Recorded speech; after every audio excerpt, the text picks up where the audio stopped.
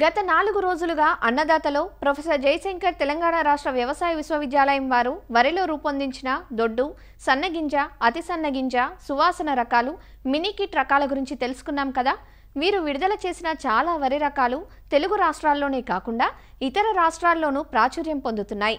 కర్ణాటక, ఒడిశా, జార్ఖండ్ వంటి పలు రాష్ట్రాల్లో రైతుల ఆదరణకు నోచుకోవడం గర్వకారణం. మరి దేశ స్థాయిలో ఈ మధ్యకాలంలో వీరు విడుదల చేసిన కొత్త వరి రకాల గురించి జయశంకర్ విశ్వవిద్యాలయం రాజేంద్రనగర్లోని వరి పరిశోధనా స్థానం ప్రధాన శాస్త్రవేత్త మరియు అధిపతి డాక్టర్ సిహెచ్ దామోదర రాజు నుంచి తెలుసుకుందాం.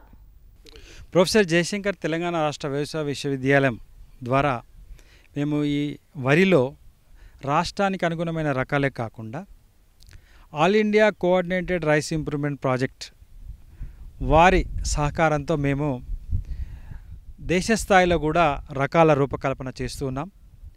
సెంట్రల్ వెరైటీ రిలీజ్ కమిటీ ద్వారా ఈ రకాలు వివిధ రాష్ట్రాలకు అనుగుణంగా గుర్తించబడి కొన్ని రకాలు మేము రూపొందించి విడుదల చేయడం జరిగింది. ఆ రకాలు మనం ఇక్కడ రాష్ట్రంలో మినికిట్ పరీక్షలు చేయం కాబట్టి రైతులకు ఎక్కువ అవగాహన లేదు.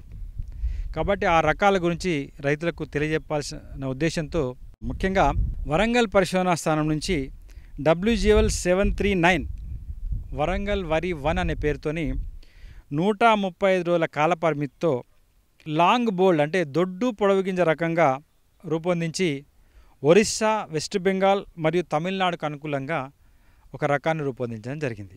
వరంగల్ నుంచి WGL 697 అని మధ్యకాలిక రకం, మధ్యస్థ గింజ రకము 135 రోజుల కాల పరిమితితో తెలంగాణ, ఆంధ్రప్రదేశ్ మరియు తమిళనాడు, కేరళ రాష్ట్రాలకు అనుగుణంగా ఈ రకాన్ని రూపొందించడం జరిగింది. ఈ రకము తెలంగాణ వరి 2 అని పేరుతో మేము దేశ స్థాయిలో CVRC ద్వారా అంటే సెంట్రల్ వెరైటీ రిలీజ్ కమిటీ ద్వారా విడుదల చేయడం జరిగింది. తెలంగాణ వరి 3 అనే పేరుతో స్వల్పకాలిక రకం అంటే 120 రోజుల కాల పరిమితితో JGL 21078 మధ్యస్థ గింజ రకంగా తెలంగాణకు మరియు కేరళ రాష్ట్రాలకు అనుకూలంగా ఈ రకం గుర్తించబడి విడుదల చేయబడింది.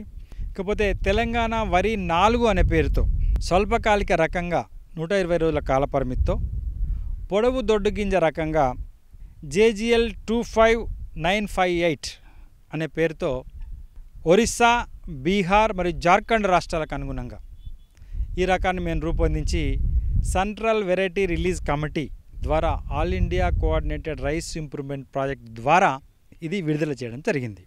తెలంగాణ రైస్ 5 అనే రకాన్ని RNR 28362 అనే నెంబర్తో మధ్యకాలిక రకంగా అంటే 135 రోజుల కాల పరిమితితో మధ్యస్థ గింజ రకంగా అంటే మీడియం సిలిండర్ గ్రెయిన్తో ఉత్తరప్రదేశ్ మరియు ఒరిస్సా రాష్ట్రాలకు అనుగుణంగా ఈ రకాన్ని రూపొందించి మేము CVRC ద్వారా all India coordinated rice improvement ప్రాజెక్ట్లో విడుదల చేయడం జరిగింది. తెలంగాణ రైస్ 6 అనే స్వల్పకాలిక రకం అంటే 120 రోజుల కాల పరిమితితో KNM 7048 అనే నెంబర్తో ఒరిస్సా, వెస్ట్ బెంగాల్, ఛత్తీస్గఢ్ మరియు మహారాష్ట్రకు అనుకూలంగా పొడవు దొడ్డు గింజ రకంగా దీన్ని రూపొందించడం జరిగింది. తెలంగాణ రైస్ 7 అనే రకాన్ని KNM 6965 అనే నెంబర్తో ఛత్తీస్గఢ్ మరియు మహారాష్ట్రలకు అనుగుణంగా విడుదల చేయడం జరిగింది. ఇది కూడా CVRC central variety release committee ద్వారా all India coordinated rice improvement project ద్వారా విడుదల చేయబడింది. ఇదే కాకుండా వరంగల్ పరిశోధనా స్థానం మరియు భారతీయ వరి పరిశోధనా సంస్థ కొలాబరేషన్తో WGL 1487 తెలంగాణ రైస్ 8 అనే పేరుతో మేము విడుదల చేయడం జరిగింది. ఈ రకం 130 నుంచి 140 రోజుల కాల పరిమితితో మీకు మధ్యస్థ గింజ కలిగి ఉండి తెలంగాణ మరియు ఆంధ్రప్రదేశ్ రాష్ట్రాలకు అనుకూలంగా ఈ రకాన్ని విడుదల చేయడం జరిగింది. ఈ రకం ప్రత్యేకత ఏంటంటే తక్కువ భాస్వరంలో పంట పండే రకం. భాస్వరం నిల్వలు పొలంలో ఉన్నట్లయితే మీరు DAP వేయకుండానే ఈ రకాన్ని పండించవచ్చు, లేదా తక్కువ DAPతో ఈ రకాన్ని పండించవచ్చు. WGL 1487 తెలంగాణ రైస్ 8 అనే పేరుతో విడుదల చేయడం జరిగింది.